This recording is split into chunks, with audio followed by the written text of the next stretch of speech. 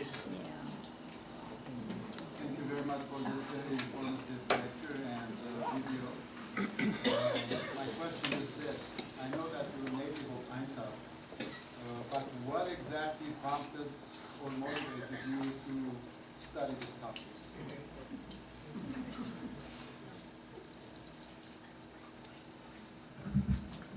So, thank you for this important question. Of course, there is a story behind it. I have just graduated from Middle East Technical University. The university. I was 21 years old. I had no even slightest idea about the presence of Armenians in Aintab. I was at home. A friend of mine just called me. We were close friends, and he wanted to see me. And he gave me a address of a coffee shop. And then I was not aware of this coffee shop and this neighborhood, and I asked him, where are you describing for? Because I didn't hear of that before. And then he gave me the address, and he gave me the certain locations in order for me to be able to find out the place. And then I took a bus. I stopped by an Armenian quarter, Armenian neighborhood of the city, which I didn't know back then, at that time, of course. And then I was trying to follow up his instructions, and then I stopped by the Kayacık Mahallesi, Kayacık Street neighborhood, and there was a number of locations, houses, and I was just shocked by the architecture of the house, because I haven't seen ever such kind of houses in Aintab, because Aintab is full of apartments, buildings, and I was really amazed, and I was ashamed as well because I didn't know those places. And I again follow up his instructions, and I stopped by in front of the coffee shop, which is called Papyrus Coffee Shop. And of course, afterwards in the inside, I just learned that this place was owned by Nazaret Aga. And then I was looking at the door. The door was monumental. I haven't seen such kind of door, such kind of gate in my life before. The architect was amazing, construction was amazing. I was just asking myself, there were any Aintabsi people who were able to build up such kind of, places or houses, locations. And then I just look at the top, and I saw Armenian letters. Of course, I didn't know that they were Armenian letters. I just thought they might have been Ottoman letters, Arabic letters. And then I saw the year, some year, 1894. It was written 1894. The starting of Hamidi massacres in 1894. And I just got into the place. I saw my friend, and when I got into the place, I was amazed. The place carried every single feature of Armenian location, Armenian house. And then I asked the owner of the coffee shop to get around to plate the house, and then I got upstairs. I saw monumental and phenomenal places, rooms, and so forth. I was so amazed, and I just asked myself, who owned this place before? Who used to own it? This place belonged to whom? And then I just asked the owner of the coffee shop, and the guy told me that I asked, who's this place before? He just said, Ermeniler varmış burada, bilmiyorum. He said, I don't know, Armenians were here. I said, what are you talking about? Did Armenians live in the Aintab? He said, yes. Okay, I said, so then I asked the surname of the guy, and the guy told me that Kimya. And according to my afterwards research, I just came to the point that Kimya family acquired many Armenian properties in Aintab. And this coffee shop was one of them. It turned out to be a coffee shop. And it was the groundbreaking point of my life. And then I started reading alternative sources in order to get to know the real history of my hometown. That's why I'm not only writing my dissertation, I'm also trying to write my own history as well. So, Did you find any difficulties in your research because it concerned the Armenians? in terms of being able to reach our Ottoman sources, I'm quite comfortable, to be honest with you, because Prime Ministry Archives, which is located in Istanbul, it's open to all researchers. You can go there, you can make a registration, ask for documents, for instance. But now the title deeds constitute a significant part of the heart of my dissertation. I need to check, or I need to get into Land Registry Cadastral Archives, but of course you cannot reach title deeds of even your grandfather's title deeds, because there are a lot of formidable obstacles and stuff. You should be undergone a security investigation and so forth. It's like a, I think the dirty clothes of the Turkish Republic and the Union and Progress Party, dirty clothes are located in the title deeds. That's why they are just concealing the documents from our researchers. My grandparents' family, my grandmother's family came from Aintab, and one of their family members was an attorney who worked for the city of Aintab. They didn't leave Aintab as a family until 1923. Mm-hmm. How could they survive as Protestant Armenians without renouncing their religion and survive in Aintab until 1923, when they made their way to Aleppo?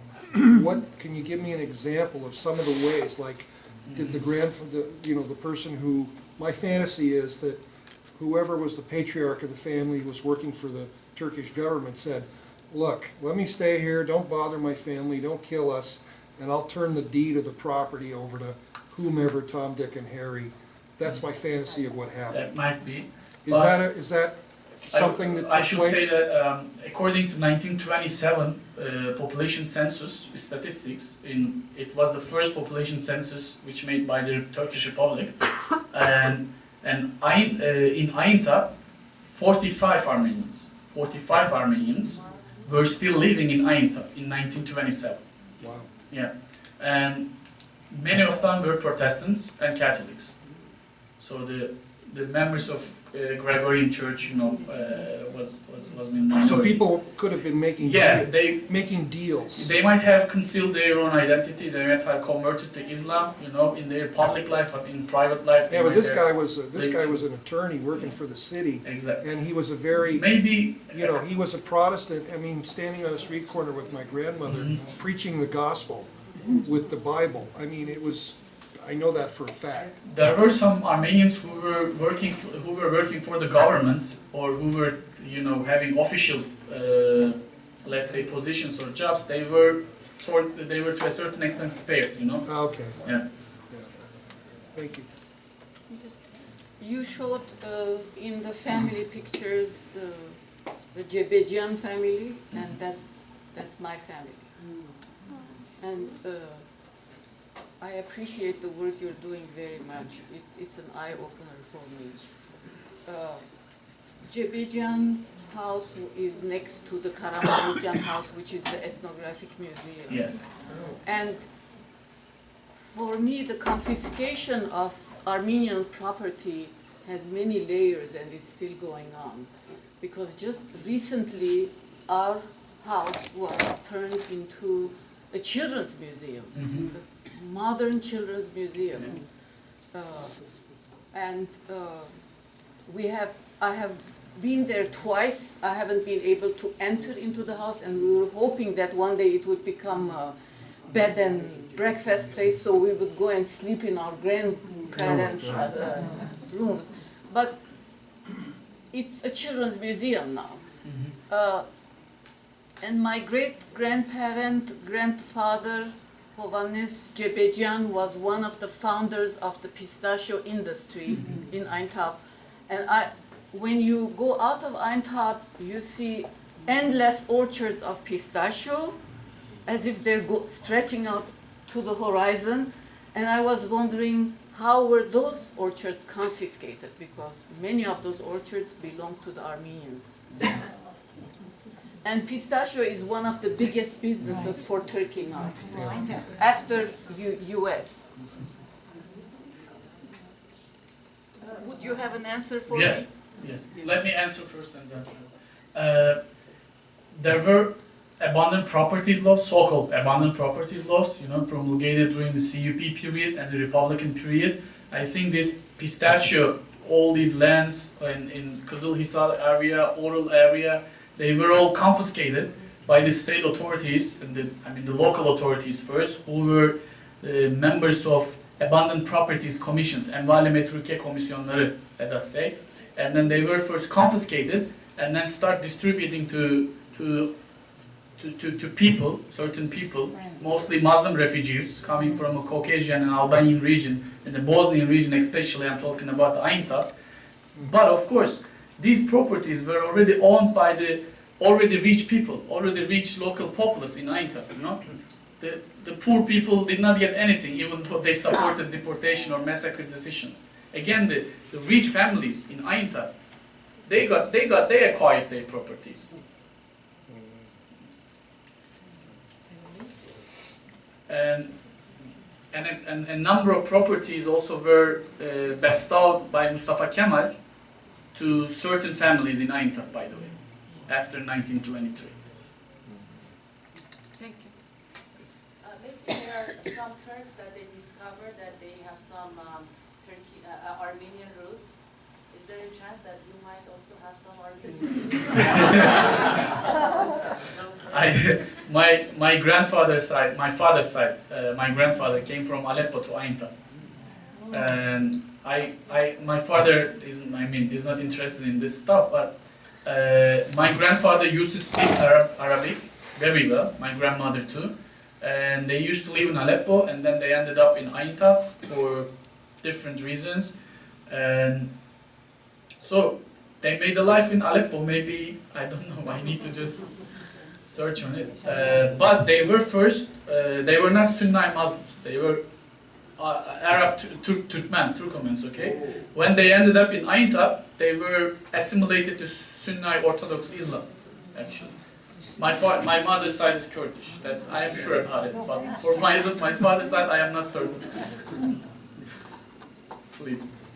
You mentioned that you need to access current or old deeds that Yes. maybe some of the descendants have.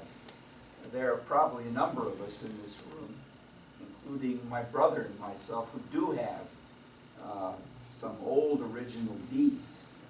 And what's the way to, let's say, copy them and get you the right material that would be helpful? You should find out trusty lawyers first and foremost, and you should definitely open a lawsuit within Turkey. But no, I'm not talking about first. For your research, how For to my send research, it. I won't be able to get into those archives. It's impossible. Okay. And now, in 2006, I don't know, incidentally, the Land Registry General Directorate of this Land Registry institution has made a decision, and they decided to disseminate the title deeds for the archival service of Prime Ministry Archives in Istanbul. And because in Prime Ministry Archives they were going to digitize them, all of a sudden in 2006 National Security Council in Turkey has emergently gathered, and they rescinded this decision for the sake of national security of Turkish Republic. But what he was saying that they have it. They have a copy. Many people have it. Many people have documents. So you should find a lawyer, and so if you could find, just let me know, please. Most of the stuff you talked about, we knew about it. Mm-hmm. And if you research and with your book, is it gonna help who? Is it gonna help the Armenians or the Turks? Or you plan on just publishing this that the whole world or Europe will know about us more? I think I'm just trying to focus on an important aspect of genocide, academically speaking, because we just think the genocide is based on physical destruction.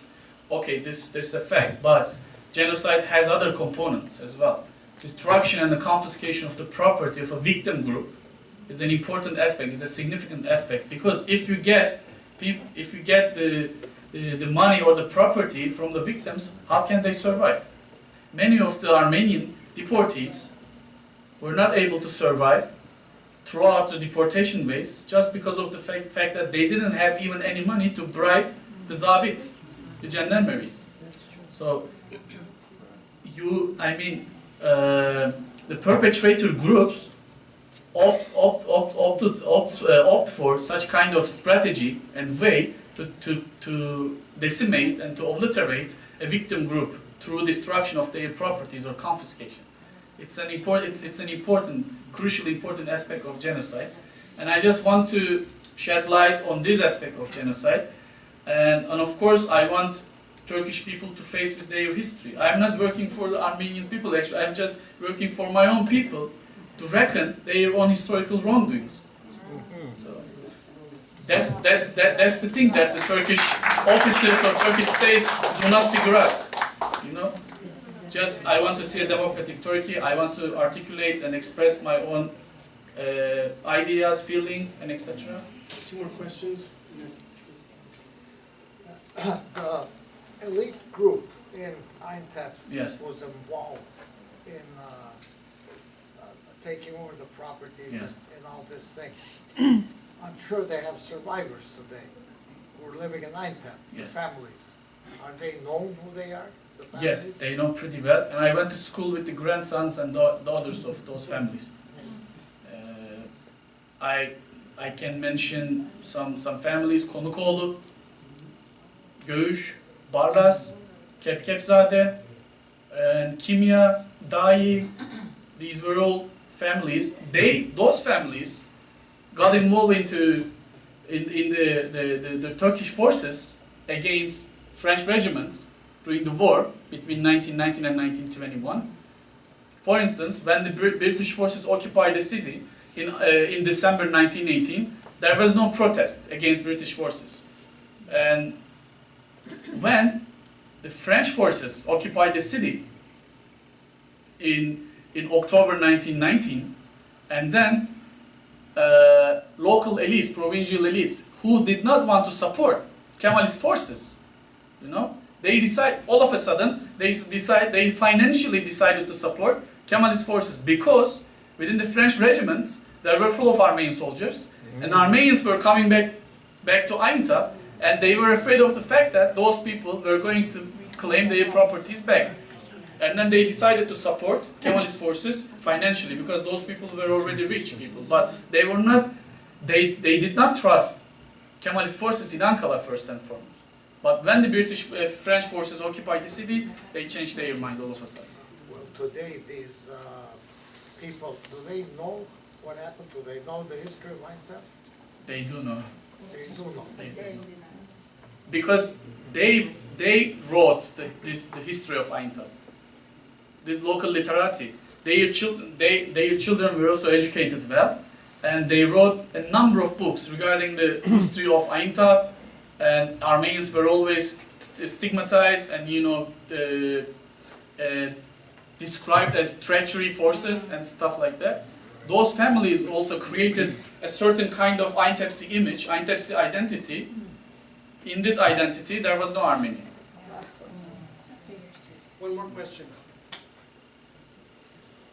My question is any time in your research somebody came to you and said you are doing anti-Turkish propaganda, you can be subject to law 3 or 6 articles or whatever it is. Have there been pressure on you not to? Not yet. Really, I did not encounter any kind of backfire as yet. But it doesn't necessarily mean that it's not going to happen. But not yet. Maybe I'm not a full-fledged scholar at the moment. That's why they don't give any. If you don't pay attention. Well, thank you very much.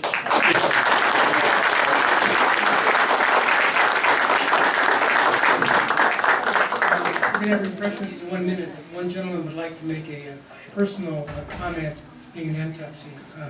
So I've allowed him to speak for a couple of minutes. This will put a smile on your face, I'm sure. My name is Paul Callum-Carrion, and I visited Aintab because my folks were from Aintab, and prior to that to Urfa, about 12, 13 years ago with Armenian pilgrimages that he holds on. Rosemary and I speak fluent Turkish because our grandparents taught us Turkish. I learned Armenian at home because I had lessons at home. Basically, I was raised in a British environment and I went to English schools.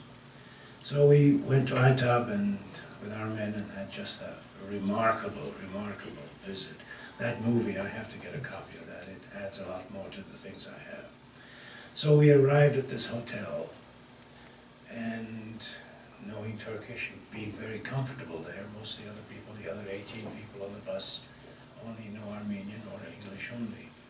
So we just took a walk. We had a little time. We went across the street, and here was a tiny little shop, a shakerci. It was a candy shop. He had dried fruits and so forth.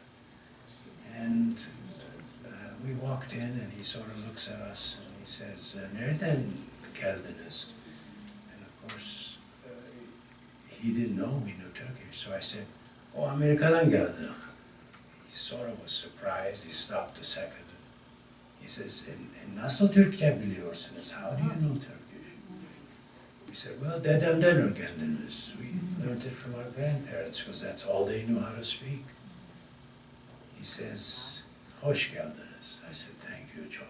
Biraz bundan al, ver bize, biraz bundan. Give us a little bit of this, a little bit of that." We bought a few things. And he said, "Neye geldiniz? Why did you come?" I said, "Well, dedem derdi ki çok iyi bir yerdir. Geldik bakmaya." "Yok, yok," dedi. He said, "No, no. Kan çeker," dedi. "The blood draws you here." And it was a very significant experience for us. Thank you.